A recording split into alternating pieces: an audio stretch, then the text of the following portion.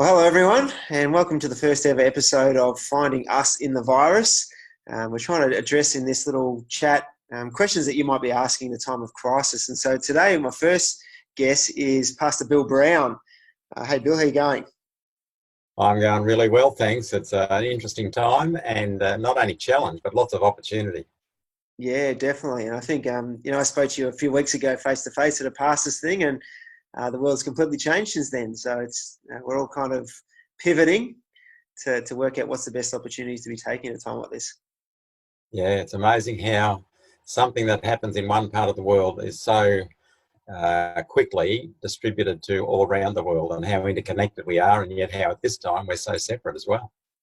Yeah, I think it's reminded me just how frail we are. I think we think we're in control all the time. We've got everything sorted, but something like this can just shut us down real quick, and we're at the mercy of kind of the world around us, and we're at the mercy of God in a lot of ways as well. And for me, it's been a reminder of how big He is and how small we are in comparison. Yeah, Despite what we might yeah, think absolutely. sometimes. Excellent. So we're talking about some questions that people would be asking at the moment, and one question I think, which is probably one that's on a lot of people's mind, is how can we find peace in a pandemic? And so, obviously, I know you reasonably well over the last little while, and I've heard a lot of your story. And you've been you're the senior pastor of Syndal Baptist for decades, and lots of ups and downs in that time, and lots of great times in life and lots of difficult times in life. So I thought it'd be good just to ask you, what are some of the lessons you've learned in the tough times of life, and how have you kept going through whatever life's thrown at you? Well, let me say up front, Luke, that I'm a fellow traveller in all of this and continuing to learn.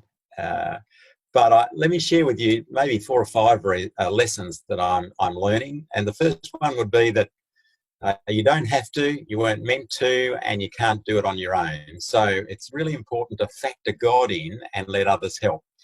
And in terms of factoring God in, I love the line in one of the Psalms where it says that God is our refuge and strength, always ready to help in times of trouble. Mhm. So I want to practice what the psalmist was so good at: being honest, transparent, vulnerable, and authentic with God, both the praise and the lament, the giving thanks and the pouring out of your heart, drawing on His wisdom and His grace. And so one of my disciplines in the tough times is to daily build my understanding of who God is. And that has 2 parts to it. One is, at the start of a day, I want to thank Him for the day, the opportunities of the day, that every day is a gift, and then ask for His help. And then at the end of the day, I want to reflect. So that's one of the ways I build my picture of God. Another way is that I want to practice His presence. I love the fact that the promise is that He's with us all day, every day is before us. He's with us, and He never leaves us nor forsakes us. And then the other part of that lesson, you don't have to, you weren't meant to, and you can't do it on your own. So factor God in and let others help. And one of the things that I've had to learn in the tough times, as well as in other times, is to learn to receive, to find a friend or some friends or a confidant, because verbalizing something that's on your mind helps to get it out on the table, takes away some of the threat of it, and it usually helps get better perspective on it. So lament and grief are okay, and they need to be expressed. And I love the stories that we hear today, but in Scripture we find a guy like Jonathan uh, finding his mate David, and it says he helped him find strength in God. Or the Apostle Paul talks about a mate of his who he describes this way. He says, Onesiphorus, that was his name, often refreshed me, wasn't ashamed or embarrassed about my situation. He searched hard till he found me, and he helped me in many ways. And I love that fact. I'm so thankful for the Jonathans and the Onesiphoruses in my life. In fact, I'm really glad that Jesus chose a bunch of people to share life with Him. Yeah. And at the end of His life, before He was crucified, He said to them, you're those who've been with me in all my trials. So let others help, build personal relationships way ahead of the tough times, people who breathe life into you, who help you get perspective, who speak truth, and who pray with and for you. Mm. So that'd be lesson number one. Yeah, I love the Psalms like that. Like King David he's so honest with God, like brutally honest at times, like, will you forsake me forever? And where are you? And Yeah. all of that. But so often Yeah. those same lament Psalms, they hinge on a word, and the word is but. But I Yeah, will trust in absolutely. your unfailing love. But I Yeah. rest in your salvation. And I just love that. God wants us to be honest. And so being honest with God, but also, like you're saying, being honest with friends is so important, that we, in a time of isolation, we're still not alone. So, reaching out to people is great. So good advice, Bill. Yeah.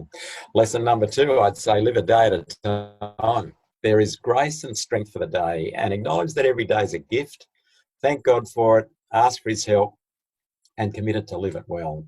We don't know what's going to happen next week or next year or whatever, but we do have it today as a gift. So live in the present, live it well, and take a day at a time. That'd be my second lesson. Yep. My third lesson would be to develop a gratitude attitude.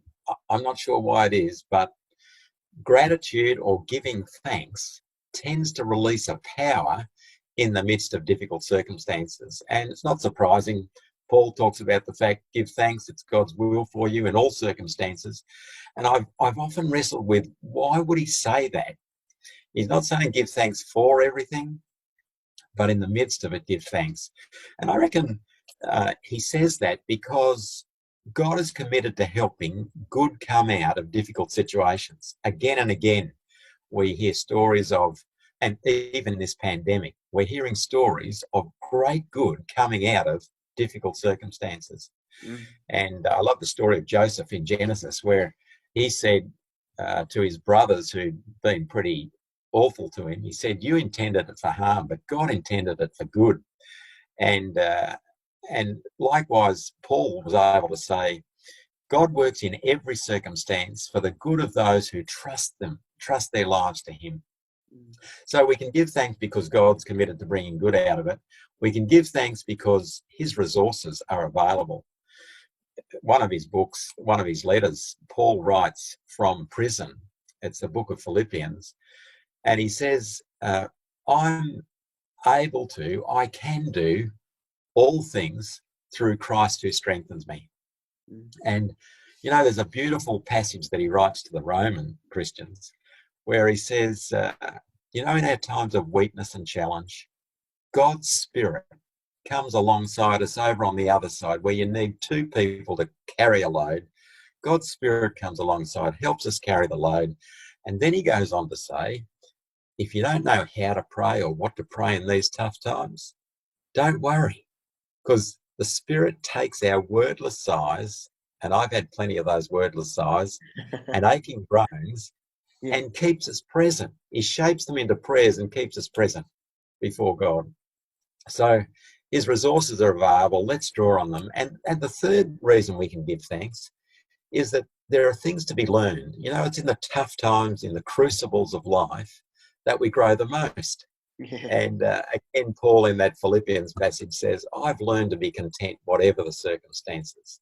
So while it's important to express grief and a sense of loss, gratitude prevents us from drowning in grief. And that's really helpful. So that'd be my third lesson. My fourth lesson would be really practical. Practice self-care. Make sure that your wellness tank is continually being replenished. So make sure there's margin in a day or a week or a year. Turn your phone off sometimes. Make sure you get an exercise, even 10 minutes. Go to the gym. Well, you can't do it in the pandemic, but you might set one up at home. Go for a walk or a run, ride a bike. When you exercise, a healthy body actually helps us face. It releases endorphins that help us face life. Prioritize sleep. Get enough sleep. Let God worry about stuff overnight and you get a good sleep. Eat well. Practice a weekly Sabbath. Indulge a hobby. Have some fun. Really important to breathe life in and practice self-care. And it's one of the silver linings, isn't it, of this pandemic, being locked in and we can't go out for meetings at night, and I think some of the busyness of life has kind of shut down, and so we could either just fill that up with Netflix and staying up late watching movies or whatever, or we could be Yeah. disciplined in rest and sleep and time with God. And I think that's one of the things in this pandemic. Maybe it's the pause that we needed to have in some ways, for God to kind of Yeah. challenge us about the pace of our lives and the busyness of our lives, and coming back to having that good rest in his presence. And I love what you're saying before about practicing the presence of God. Just being still and knowing that he is God in the midst of what's going on is really powerful. Yeah. And my fifth lesson would be, look for ways to actually add value to others, to bless people and to care for others. You know, it's we feel lifted and encouraged, and we find peace with others when we're actually serving them, helping them. And I just love the stories that are coming out in this pandemic about people who are not focusing only on themselves, but are actually focusing on how can we add value to neighbours. I love the story about the bloke who went to the bank and withdrew $10,000 and gave 100 to everyone in the line at Syndal. Mm. But even, I mean, in our neighbourhood in this time, we've just put a little note in everybody's box saying, look, if you need anything, do you want to be on a bit of a list of people who might be available to help? And there's been some lovely responses to that. Mm. And so look for ways to add value and care for others. And that, because peace, a sense of well-being, is when there's a harmony with God, harmony with others, a harmony with ourselves, and a harmony with our creation. Yeah. So look for ways to bless and care for others. Yeah, interestingly enough, a couple of weeks ago, Kim and I, my wife, were talking about how we could better connect with our neighbours. So we know our immediate neighbours well. We don't know those around us. And we live with a park in the centre of kind of like a square street that we live on. And just a couple of weeks ago, we actually put a thing of toilet paper with a chocolate bar wrapped in cellophane on every doorstep, with a note inside about a new Facebook group we started for our neighbours. And we've now got 18 people on that Facebook group, and most of them we didn't know before. And now we know their name, now we're interacting. And so I think it is looking for those creative ways of connecting with people, even in a time of isolation where you can't shake hands and give a hug and be next to one another. So yeah, that's encouraging. Yeah, great. So I guess one of the questions that you were exploring is, how can we possibly find peace in a time like this with so much uncertainty? And if by peace we mean just the absence of war or the absence of challenge, we're not going to find that because we've got the pandemic. But if we mean by peace that comprehensive word that means a sense of well-being with God, with others, with ourselves, then I love this story that we're going to be celebrating in a week's time about the risen Jesus coming to the people who are locked behind doors. They're afraid, they're anxious, they're not knowing what's ahead. They wonder if they've given their life to something that's not going to work out. And the risen Jesus comes to them. You read about it in the Gospel of John, and he says, peace. Peace I leave with you. Peace I give to you. And he says, I'm actually alive. My spirit, I'm going to breathe on you. My spirit's going to empower you to live, even in the midst of challenge. There is hope. There are second opportunities. There is a mission to be part of. So I want you to be part of that. And, you know, he had a wonderful invitation to people who were feeling weighed down and burdened with things.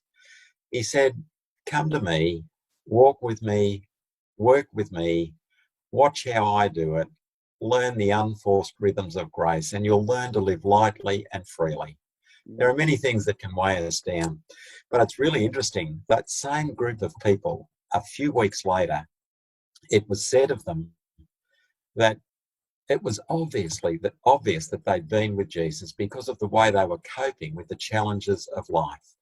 Now, none of us choose to have the coronavirus. None of us choose to be isolated at home, but we can choose how we respond to the current situation, to open our lives up to the Spirit of God, to practice His presence every day, to partner with Him in serving one another and others. We do live in times of great challenge, but there are also times of great opportunity to live and serve as representatives of that risen Jesus who offers us peace. And when we live in relationship with Him, and when we live in relationship and nurturing relationship with others, when there's a sense of purpose in living and serving like Jesus, there's a deep sense of peace that envelops us. Absolutely. I saw an article today about Google and the amount of the search increase that's happened since the pandemic started for people searching on the topic of prayer. And I think in a time Yeah, like this, people are really searching. So I think that message you just said is really, it's pertinent at all times, but particularly around the Easter time. And I guess for those that are watching, you and I, what we have in common is that we have found a peace in Jesus, that no matter what happens in our circumstances, it's a sure yeah, foundation. He's the one we can turn to. He is our ever-present yeah. help in times of need, like you said from the Psalms, and we can turn to him at all times knowing that he's with us, in us. And that's just an awesome hope to have, and it's an incredible peace to experience. So I really appreciate your time with us today, Bill, and taking the time to chat and to share your wisdom, and you've got plenty of it. So we really appreciate that. And I'm looking forward to other people hearing this, and hopefully it'll be helpful for them as well. So thanks for joining me today. No worries. Thank you.